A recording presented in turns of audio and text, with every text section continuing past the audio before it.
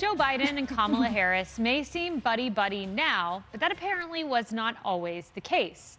And Jill Biden wasn't always a fan either. A new book reports the now First Lady was not happy that her husband chose Harris to be his running mate after she attacked him during a primary debate. It was brutal. Jill Biden voiced her frustration over the pick, saying, quote, "There are millions of people in the United States. Why do we have to choose the one who attacked Joe?" Fair question. According to the book, Biden himself had his own reservations about having Kamala Harris join his ticket. Among them, her past romantic relationship with Willie Brown, the former San Francisco mayor who appointed her to a pair of political positions. The book also dishing that Stacey Abrams was, quote, "dismissed almost from the start, ouch, for VP consideration because of her lack of experience and losing the 2018 Georgia governor's race that she still thinks she won."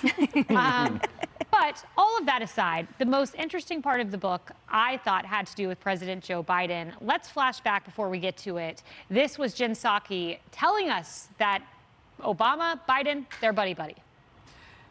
I would note they continue to talk regularly. They are real friends, not just Washington friends, and so I'm sure they will talk about events in the world as well as their families and personal lives. So that was Jen Psaki, but remember this moment when President Obama came to the White House and Joe Biden was kind of left in the dust and it was really awkward and embarrassing? Well, that seems to be more of the story, Harris. Apparently, Obama, according to Pelosi in this book, has complicated feelings about Joe. They only spoke occasionally at the outset of his presidency, hardly the stuff of the tight brotherhood both men have sold us. And interestingly, Pelosi is saying Obama's jealous of Joe. I'm not sure what there's to be jealous of. Oh my gosh, complicated relationship. I mean, there's nothing positive about that. Frenemy. Like you don't spin complicated to cozy, right? They share only a beginning letter.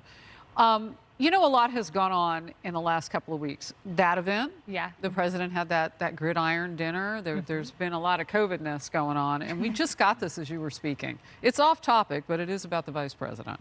Statement from the press secretary to the vice president, Kirsten Allen, the vice president, that's her name, not the actress. Vice President Harris has tested positive for COVID-19 on rapid and PCR tests. She has exhibited no symptoms, will isolate and continue to work for the vice president's residence.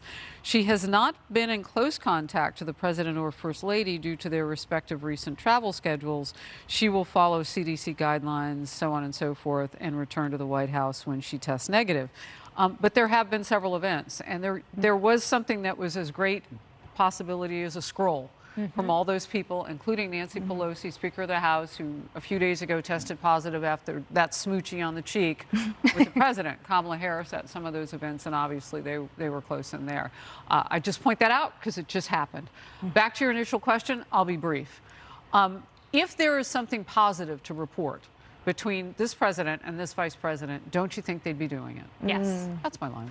That is a great line. And our prayers to the vice president. Obviously, a scary thing anytime any leader, someone that close to the presidency, gets something like COVID-19, but she is vaccinated. Nevertheless, we'll keep her in our prayers.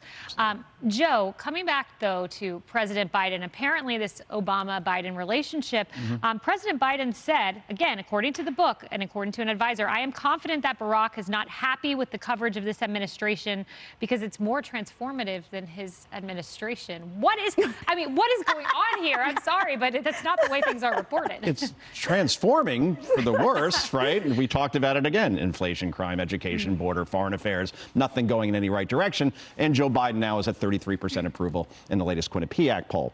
Look, I never bought that they were close friends.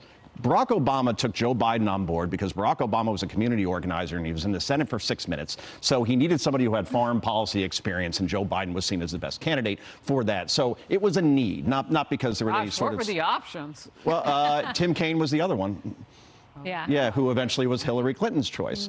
Go figure, So the bottom line is that I never bought it because, look, with my friends, I don't go out and buy them friendship bracelets. And then I don't run to Twitter and then share that I have a friendship BFF bracelet with my friends. It's just not things that guys do. So when Biden did that, that was obviously to put on a show.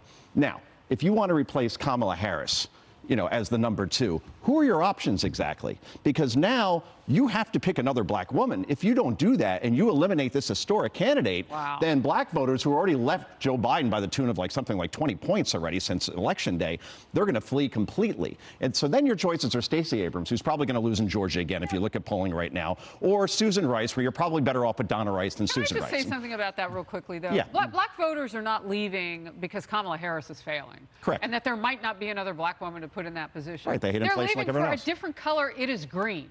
When Trump left office, even during the pandemic and all of the struggle that this country was going through, we as a category of voter, people of color, African Americans, had risen to a point of economic growth and low in 50 years unemployment. Sure. I mean, that color was green. I don't know that any of this would have anything to do with the color of the next candidate's skin if Joe Biden could get inflation under control, if he could get gas prices under control, if he could wrest the mantle out of the hands of progressives and get back on track with helping the people in this country who are hurt most by the criminal policies that are going on in cities, places where he could have some influence. But he has shown he can, and let's say he takes Pete Buttigieg. Yeah. Two white guys on the ticket of the Democratic Party. Those are their rules, by the way, not mine, and I'm not advocating. I don't think that's happening, but Emily, to you. So Vice President Kamala Harris, though, she does have a big supporter, the Chief of Staff, Ron Klain, who apparently advised her, hey, you bungled this border situation. We gave it to you. I know it's a hard job, but dig into policy and do your homework. I'm paraphrasing, again, all in the book. Right, and according to this book, he was sort of her benefactor, her sponsor from the first minute, right? We understand that the now First Lady was like, there are millions of people in this country, and you're going to pick the one who attacked my husband? Can't you find anything else, anyone else? And Ron Klain apparently said, no, she's the most qualified. She ran for president herself. And he said that if Joe Biden chose her, it would indicate that he was magnanimous, forgiving, that it would show that unification that he promised the country that obviously he has utterly and completely failed on. So the fact that Ron Klain has now said, you know, get to it, show me something, please, show me I wasn't dead wrong, shows that he might, however, be the very last American that actually still holds out hope or faith that she will do her job. I wish her well with COVID, and I hope she recovers. Absolutely. Amen. Really quickly, Casey, before we go, apparently when Biden went to Capitol Hill to tell them to vote for the infrastructure bill, instead of telling them to vote for the bill, he must have forgotten that. He instead told a story about an aging pitcher named Satchel Paige. And according to Axios, Biden's yarn about an aging pitcher was not altogether reassuring to the Democrats in the room. Your thoughts? I mean, I guess you could be president if you just tell these stories about pitchers with a total different realm than politics. To your point, Klain saying that she was that Kamala Harris was the most qualified. I mean, who wants to be the president? Who wants to be the vice president? Maybe we should just put out an open call and then they go from there. I wish they would be predicated on skin color and hair texture.